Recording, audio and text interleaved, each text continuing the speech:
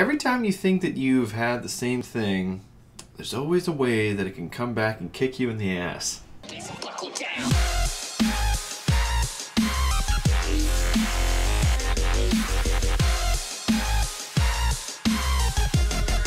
So this is my review for the second episode of Season 11 of Supernatural. And the funny thing about it is, if you guys watched my review for the Season 10 finale, I talked about how the leading up episode was really good. Then the finale was kind of, it was alright, but just because of the build-up was so awesome, it kind of was a little bit of a letdown. I've had the same thing here, except kind of backwards. Not saying that the opener of this season wasn't a letdown. It set up a lot of things, but there wasn't a lot that kind of happened. There was just a lot of, ooh, this and this and this and this.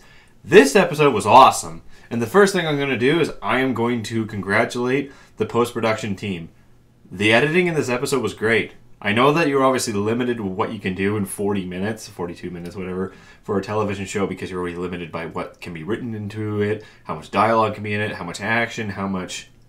The whole time you're just got this ticking time bomb, just a clock countdown the whole time you're making this, and you always have to be aware of that, so you're kind of limited with what you can do.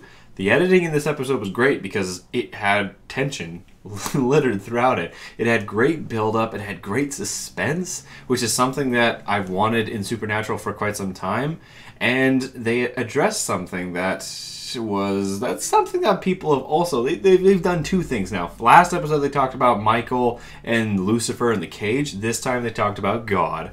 And did he possibly answer Sam? Sam's getting infected with the, I don't know, the darkness neck virus that kind of makes it look like they just took a black pen and went. So he goes actually and talks to God. And we don't really know if he gets answered. All we see is the Hellraiser scene that we've been shown by the CW trailers, and that's creepy, but that's sweet because I really want to know what the hell those are about. Dean is off with Jenna and the baby, who turns out to be the most terrifying baby I've ever seen. And holy shit, like that scene where it throws the cubes up on the wall, the letter cubes, and it says, feed me. I'm like, oh God, I don't want a child. So at least to say the episode was really well done, and there was a lot more build up because we got to see Reapers again, and apparently they addressed something that us Supernatural fans have commented on for quite some time, is that the brothers don't seem to die. If they do die, they just keep coming back. And then we got the definitive, yes, if you guys die, you're not coming back. You're just getting thrown into some deep, dark, black pit. No heaven, no hell, no purgatory, no nothing. You're just going into this darkness and you're never coming back. Which is, you know what?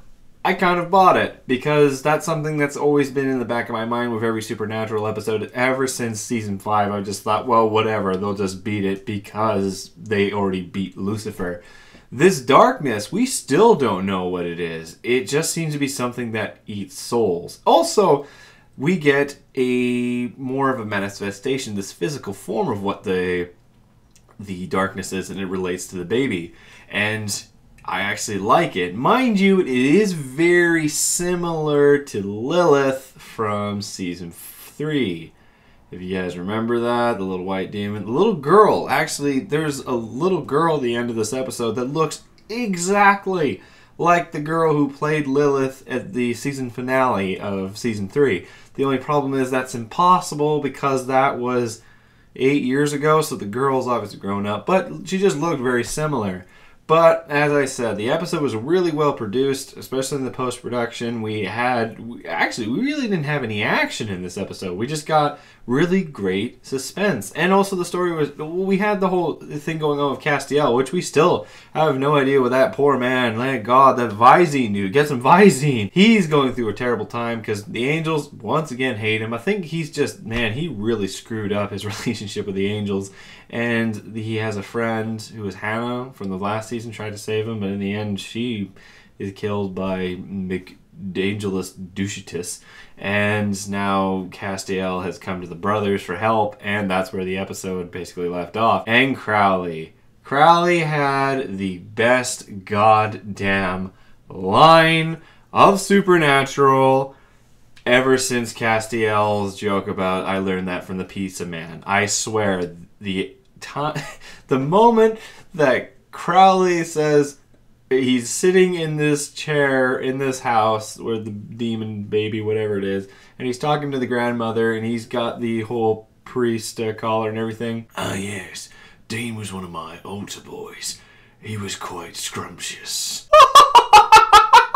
I actually burst out loud laughing. That is the best damn Crowley joke ever! Anyway, this episode gets a 6 out of 7 because it had great pacing and great editing and really cool build up. Once again, I like that the episodes are, hopefully we keep with its continuity because like they're really well connected, and some great questions and some great humor.